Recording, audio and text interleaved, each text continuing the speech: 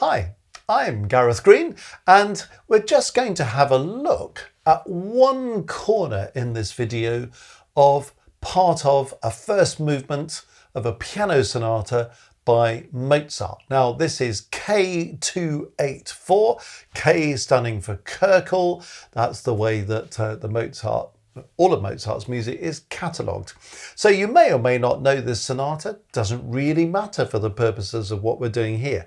But just to give you a flavour of it, this is the opening of K284.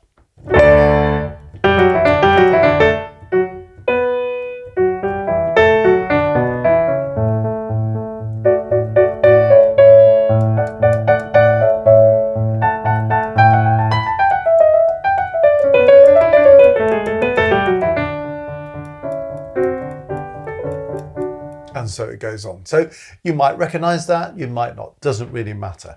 It's in sonata form. What we've just heard is the first subject. Then, as we might expect in any sonata form of this period, we have a little break at this point, and then we have a second subject in the dominant key.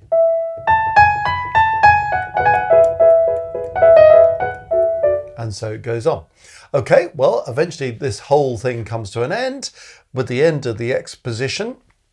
You can always find in the classical sonata, because you're looking for a repeat sign that takes you back through the whole exposition.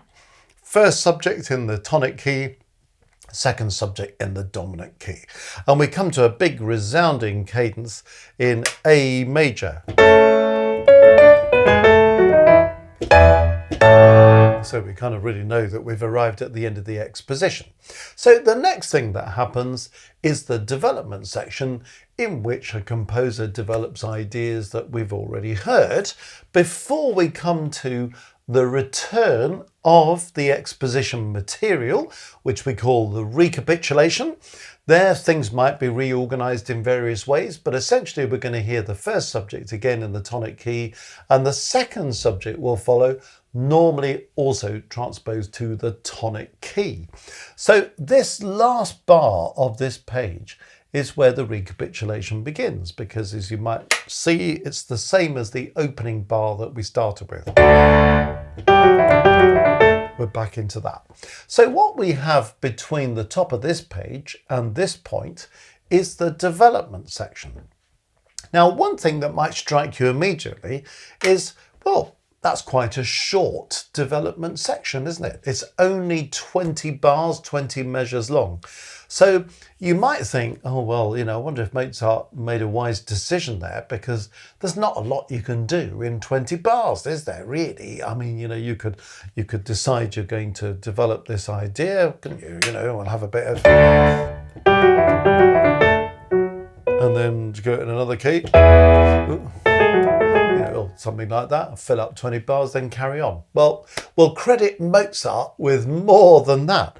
But what this does demonstrate is, even in the classical period, where often you've got an economy of ideas, an economy of modulation and harmonic movement, actually how much Mozart manages to pack into these 20 bars. And one thing that's interesting is the whole kind of key scheme of this. So we're in D major, the second subject was in A major. That's the key in which we ended at the end of the exposition. So what does Mozart do at the beginning of this development section? Well, he's taking this semi-quaver thing, and if you explore the exposition, you'll see where that material comes from. And he's also got this idea in the left hand. So in the right hand we've got, in the left hand we've got this little figure going on down there. So he's kind of playing with that idea. You see what's happening next. The quavers then budge into the right hand, into the top part rather. Which hand you use to play it, of course, is another matter. But into the top part, the semiquavers are in the lower part. Then we flick over again. Quavers, or the eighth notes in the lower part, the semiquavers, the 16th notes in the upper part. And you can see all the way through, he's kind of alternating this thing between the two hands. So you think, well, is that all there is to it then? let's have a look at what's happening with the keys, because this is quite interesting.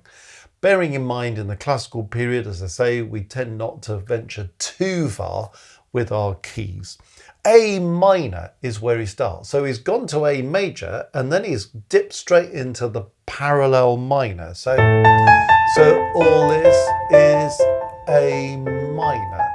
Okay, well, that makes sense. But then what's the next thing that happens? Well, now we've ended up going to E minor. Okay, this is a dominant chord in E minor, but all of this is taking us into E minor. Okay, well, if we started in A minor and we went to E minor, okay, well, E minor is the dominant key of A minor, so maybe that's not too much of a surprise. Well, let's see what happens next. So he's arrived on the dominant chord of E minor. Okay, we seem to be hanging around in E minor for a bit, so that's all right. So let's see what happens next. Something a bit mysterious there, but not really, because we're still in E minor. All right, so we've started in A minor, we've gone to E minor. Right, what happens next? Well, let's look at this next little bit. So you can hear how this interchange between these quavers and semiquavers is going, these 8th notes and 16th notes. We're still in E minor, aren't we? So actually it's feeling quite stable. We're thinking, okay, he started in A minor, now he's gone to E minor, and maybe he's just going to hang around in E minor for quite a long time. And E minor is the dominant of A minor, but E minor is the supertonic key of the original key of D major. So that's not too bad, is it? Okay, well, let's see if he hangs around in E minor, because the next thing is he does this. Oh, A sharp has crept in. So what are we doing now? We've arrived at the dominant chord in B minor. That's interesting, isn't it? Because B minor is the dominant of E minor, where we've just been. So now we've arrived in B minor. Oh, okay, what happens next? You think, oh, E sharp. Oh, and now we're really whistling off somewhere else. Well, are we whistling off maybe to F sharp minor or something? Or is it just a chromatic lower auxiliary note or a lower neighbor tone? Could be. Yeah, I think possibly, it's sort of feeling as if it's a chromatic decoration, especially when we go on E natural. And then we get to a tonic chord in B minor. So you begin to see what he's doing. He's actually working around the circle of fifths, having gone from that dominant major chord, A major, from the end of the exposition, parallel minor, A minor. If you go to the next minor key on the right of the circle of fifths, A minor's on the circle of fifths in the key signature, no sharps, no flats. E minor's the next key round with 1 sharp. B minor is the next minor key round with 2 sharps. Okay, so we're beginning to see what he's doing. He's hopping to the dominant of the previous key, isn't he? Right, so we're getting the idea. So now we're thinking, yeah, well, okay, if he's gone A minor, E minor, B minor, well, he's going to go to F sharp minor next. It's obvious, isn't it, really? This is the genius of Mozart, of course, because as soon as something becomes obvious, you can guarantee that Mozart is going to throw us off the scent. Well, he arrives on the tonic chord of B minor, so we've had all this kind of let's go to B minor, let's use the dominant chord. Now he's kind of really come home to B minor with this tonic chord. So by the time we hear this, we're thinking, yeah, tonic chord. Bit of a shock next. Oh, SF on the second beat. That's a strange thing to do, isn't it? Draw attention to a weak beat. Why is he doing that? Because there's a little bit of a harmonic shock. We get the B minor chords, then we get this. Oh, what's that then? Well, that's a G major chord. Well, let's think about this for a moment. If we're in the key of B minor, well, okay, that's a chord 6, isn't it? So maybe we're just using chord 6 in B minor, and then he's going to sort of find a way to have a perfect cadence in B minor or something. But the G major, slight surprise, isn't it? We weren't expecting that. But where does it go? Does it carry on in B minor? From this G major chord,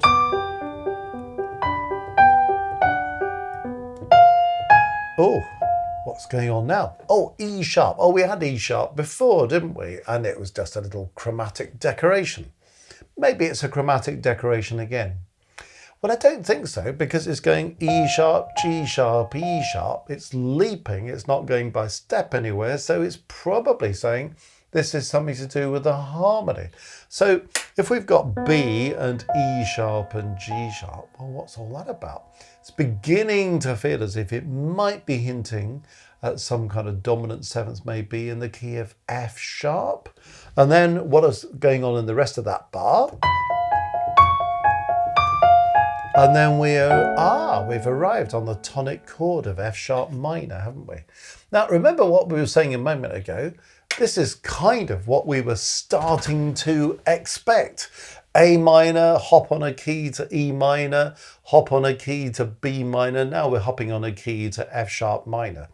But because that was just beginning to be a predictable possibility, Mozart kind of threw us off the scent by slamming in this G major chord and throwing a bit of an accent onto the second beat of the bar, just kind of disturbing things.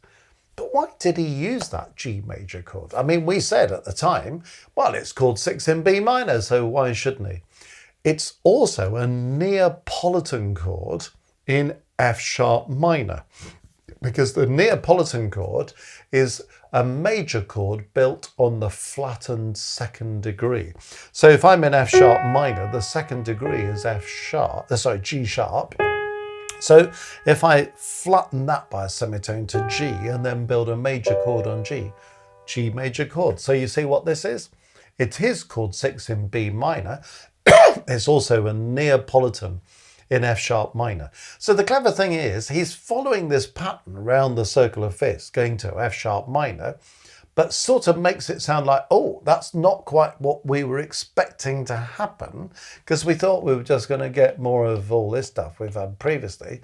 That G major chord kind of jolted us, didn't it? Especially throwing the weight onto the second beat of that bar, that measure. But it turns out to be a Neapolitan in the key that we were expecting to go to. So you're thinking, nice little touch. But by the time we get to here, we're in F sharp minor. So in fact, you know, we've used quite a few keys, haven't we, for a classical composer? 1, 2, 3, 4, 5, 6, 7, 8, 9, 10 bars.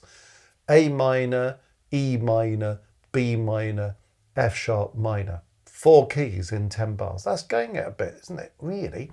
In a later period, that wouldn't surprise us, but quite a surprise at this point in the show. Now, we've got to F sharp minor, so we're thinking, okay, F sharp minor's got 3 sharps, we've got the pattern, so what's the next thing that's going to happen? We're going to go into C sharp minor next with 4 sharps, because that's the next key round. The first thing Mozart does is throw a C natural at us. That's the last thing we're expecting if we think we're on our way to C sharp minor. It's just kind of Mozart saying, no way, Jose. We've got a chord 1 in F sharp minor, and then shock, second beat of the bar again. He's doing that same kind of shock with the expectation of the meter. So we get F sharp minor and then C natural. And then we're thinking, well, what's all this about, this chord here? You know, could it be some kind of 5/7 in the key of G, or is it something else? Well, surprise, surprise, it's something else, because this could also be a 2 in first inversion in E minor. So he throws the C natural we're not expecting, and then he comes down to this chord when we get to the last measure in this line, the last bar there. It's a dominant 7th then, isn't it? So we've gone from E minor, a chord 2 in first inversion, to a dominant 7th in the key of E minor. So then we've got, there's a hint of a diminished 7th there in E minor, by the way, and then he's gone to E minor. Oh no, so we're sort of backtracking a bit now, aren't we? You know, we're not carrying on this journey. We got as far as F sharp minor with 3 sharps. Now we're backtracked to E minor that's only got 1 sharp. So what's going on here? Remember, I just said a moment ago, at the end of this bar, the end of this measure, there's just a hint of diminished seventh. So D sharp, F sharp, A, C is a diminished seventh in the key of E minor. We haven't got the A, but you can miss out the fifth of a diminished seventh without disturbing the sense of the chord. Then it goes on to the tonic of E minor. Okay, well, then he hits us with another diminished seventh. So having kind of just slipped in a diminished seventh, where that was particularly noticing by kind of taking a 5/7 and then chucking that C natural at it to make it a bit of a diminished seventh. He then has another diminished seventh with this. But which key are we in now? B flat, for heaven's sake. We're on the sharp side of the circular fifths, and suddenly we've got B flat to contend with. So what is this looking like? Well, that's a diminished chord, isn't it? It's E, G, B flat. Well, could it be a 2 in first inversion in the key of D minor? Ooh, what are we doing in D minor? That's hop the other side of the circular fifth, the key with 1 flat. But it's a diminished seventh, all right? And he's doing a trick he's used before, and then suddenly this becomes a dominant seventh in its last inversion in the key of D. Could be D major, could be D minor, but it's going to be D minor, because then a reminder of that diminished seventh thing again. So starting with a dominant seventh, adding that minor ninth. You could say, well, isn't that a dominant ninth? Yeah, you could do. But actually, we've sort of kissed goodbye to the previous kind of bottom of the chord. And now we're feeling a diminished seventh. And then he goes on to the tonic chord in D minor. So then you're thinking, well, where's he going to go now? Because we've had this little journey around the right-hand side of the circular fifths. And now we're suddenly in this key on the left-hand side of the circular fifths, 1 key to the left of that C major, A minor axis. Well, what's he doing now? Notice he's kind of changing the musical design. We've had this idea, haven't we, of semiquavers or 16th notes in one part and these quavers or 8th notes in the other part, flicking over all the time. And he kind of started to change the rhythm a bit when he did this displacement with the second beats. We kind of lost the quavers or the 8th notes in favour of crotchets, quarter notes there, you know. So there's a bit of development, transformation going on. And what happens when we get to this point? Well, suddenly we're in D minor. So, you know, what's he doing there? Well, it's 1 in first inversion. And then, you know, this is really a sort of 7 in first inversion, back to 1, the dominant chord of D minor. And then we have a B flat major chord. So you think, oh, is this going to be another one of those Neapolitans or something? Actually, it's B flat major first inversion. It's called 6 in D minor. It goes back to the dominant, back to the 6th. But we've got a bit of sequence going on, haven't we?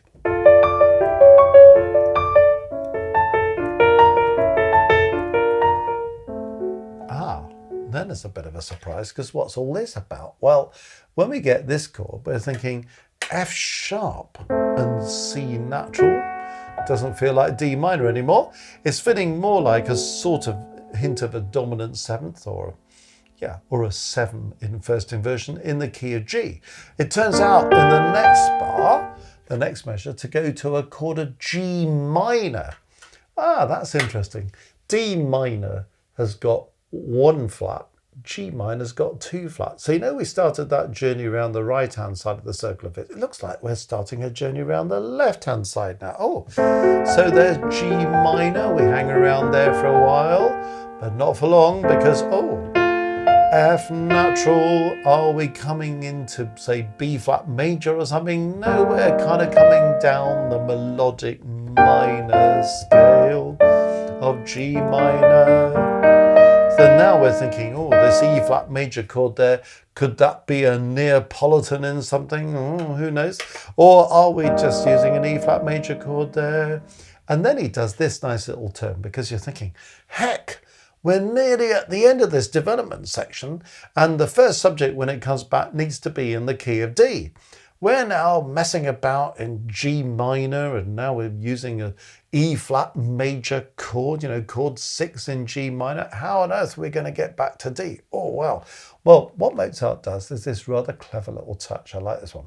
You've got this E flat major chord, and then he allows the bass to come up chromatically. Sorry, E flat comes up chromatically to this, and you're thinking, oh, that's an interesting shift. What's this about? It's a diminished chord on G sharp. Well, what's that? It's possibly a chord 7 in the key of A major. Either a chord 7 or a sort of implied 5-7 in A major. And then it goes on to this. So you suddenly find yourself with an A major chord. Well, we were in D minor, so is A major the dominant chord of D minor? Well, it certainly is, that's true. So is that what's going on? Or, where are we going now? We've had this E flat major chord, we're not really sure, are we? And then he kind of breaks ranks with the previous development section material, and he has this continuous run of semiquavers, just this monophonic right hand, which is really our link from the end of the development to the recapitulation. And he's just kind of running up and down scales to take us back.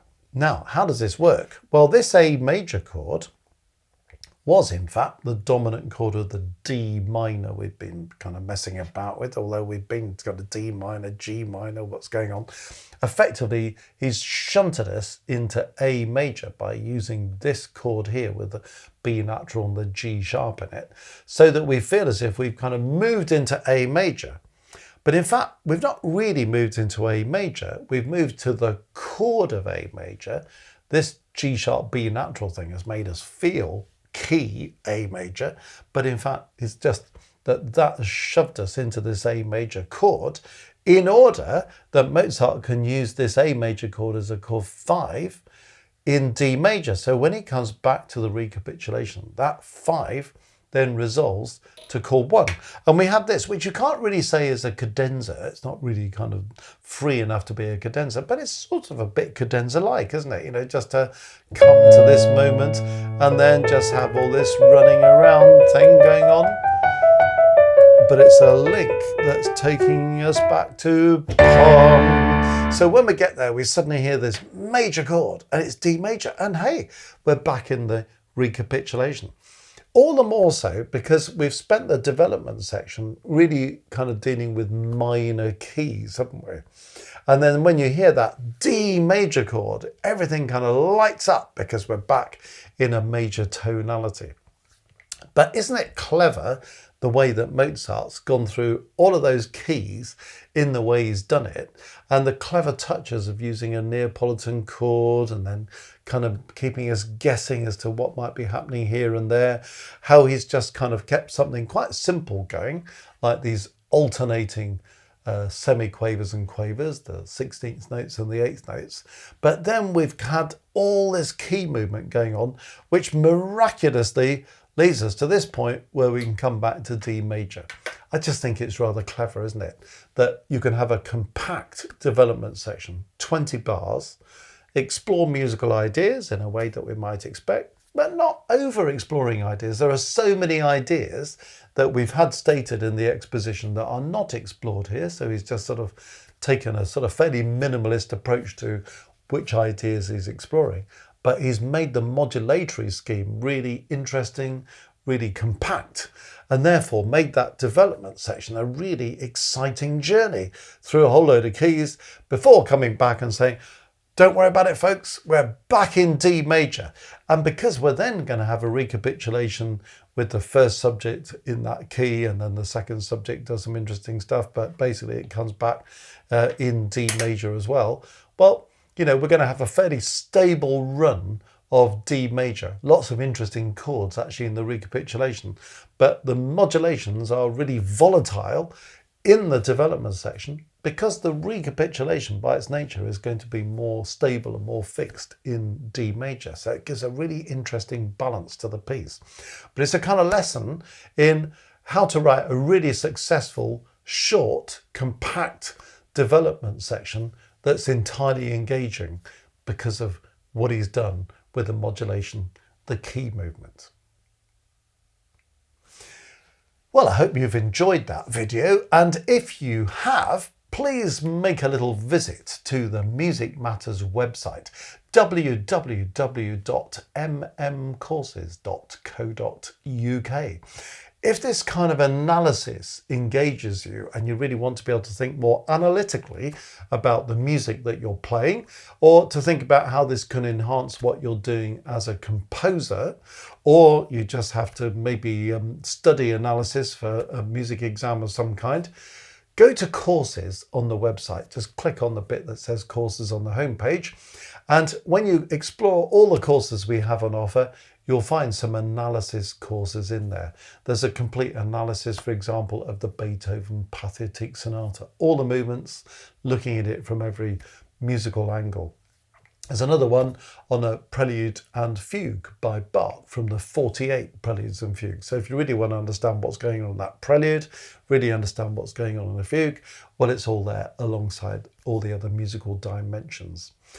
Other things on the website may well interest you as well, including Maestros, live streams every month, doing this kind of study of music. So that may be something else that grabs you. Anyway, lots of things there. Have a look. www.mmcourses.co.uk.